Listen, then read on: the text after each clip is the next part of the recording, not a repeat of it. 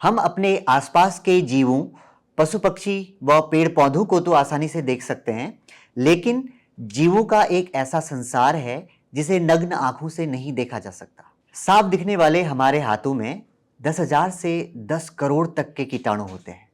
इन्हें देखने के लिए एक विशेष यंत्र की आवश्यकता होती है जिसे सूक्ष्मदर्शी कहते हैं। क्या आप अपना सूक्ष्मदर्शी बनाना चाहते हैं? चलिए इस वीडियो में हम आपको सरल सूक्ष्मदर्शी बनाना सिखाते हैं। सरल सूक्ष्मदर्शी बनाने के लिए 2 ग्लास बीट, 4 आइसक्रीम स्टिक, कुछ rubber band, 1 vernier calipers, 1 smartphone और पादप कोशिका, कवक कोशिका और मधुमक्खी के सिर की कुछ स्थायी स्लाइड की आवश्यकता होगी। सबसे पहले वर्नियर कैलिपर्स की सहायता से इन ग्लास बीट्स का व्यास व डायामीटर माप लेते हैं।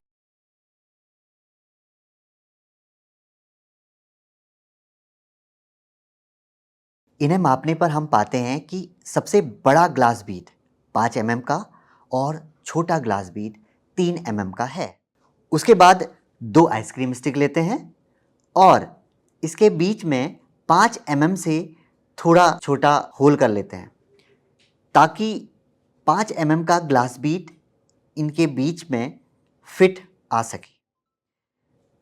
यह ग्लास बीट बोरोसिलिकेट से बना है।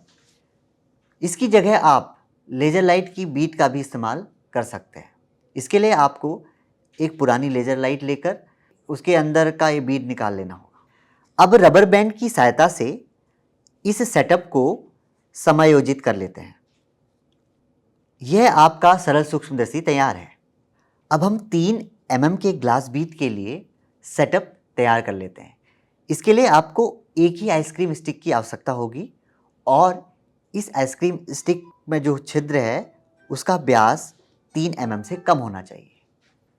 अब हम 5 mm और 3 mm के ग्लास बीट की आवर्धन की तुलना करते हैं। अब पादप कोशिका को इसके ऊपर समायोजित कर लेते हैं।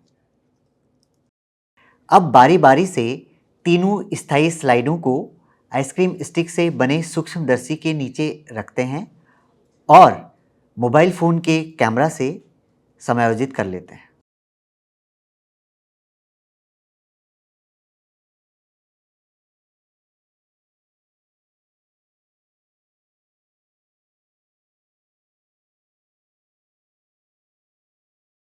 इसी प्रकार हम 3 mm के ग्लास बीट से बने सूक्ष्मदर्शी से पादप कोशिका को देखेंगे।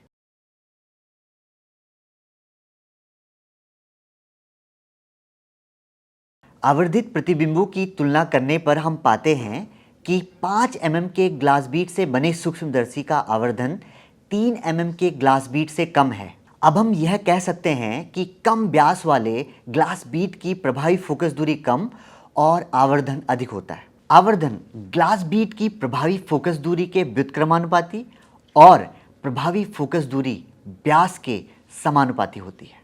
हम स्क्रीन पर दिखाए गए फॉर्मूले से भी आवर्धन निकाल सकते हैं। प्रभावी फोकस दूरी बराबर होता है ND/4n-1, जहां n बोरोसिलिकेट से बने ग्लास बीट का अपवर्तनांक है जिसका मान 1.52 होता है। फोकस दूरी का मान पता होने पर आप मैग्नीफिकेशन निकाल सकते हैं। मैग्नीफिकेशन बराबर 250 mm इफेक्टिव फोकल लेंथ या प्रभावी फोकस दूरी होता है। 5 mm डायमीटर वाली ग्लास बीट का आवर्धन 68 गुना है और 3 mm डायमीटर वाली ग्लास बीट का आवर्धन 114 गुना है। इस माइक्रोस्कोप से आप तालाब के जल तथा मुंह की कोशिकाओं को भी देख सकते हैं। घर पर आप अपने लैपटॉप की स्क्रीन तथा पत्तियों को देखें और घर पर उपलब्ध 5 सब्जियों की कोशिकाओं को देख सकते हैं, जैसे मटर, टमाटर और प्याज की कोशिकाओं। इतिहास में झांकने पर हम ये पाते हैं कि कोशिका का सबसे पहले पता रॉबर्ट हुक ने 1665 में लगाया। उन्होंने अनघड़ सूक्ष्मदर्शी से कॉर्क की सेल की कोशिकाओं को देखा और लिवेन हुक ने एक उन्नत सूक्ष्मदर्शी से 1674 में जीवित कोशिकाओं को देखा। 1940 के बाद इलेक्ट्रॉन सूक्ष्मदर्शी की खोज हुई जिसने कोशिकाओं के अंगकों को समझना और आसान कर दिया। आजकल मनुप्रकाश और जिम साइबुल्स्की द्वारा बनाया गया माइक्रोस्कोप एक क्रांतिकारी माइक्रोस्कोप है जिसने माइक्रोस्कोपी में व वैज्ञानिक अन्वेषण के क्षेत्र में हमारे सोचने के तरीके को बदल दिया है।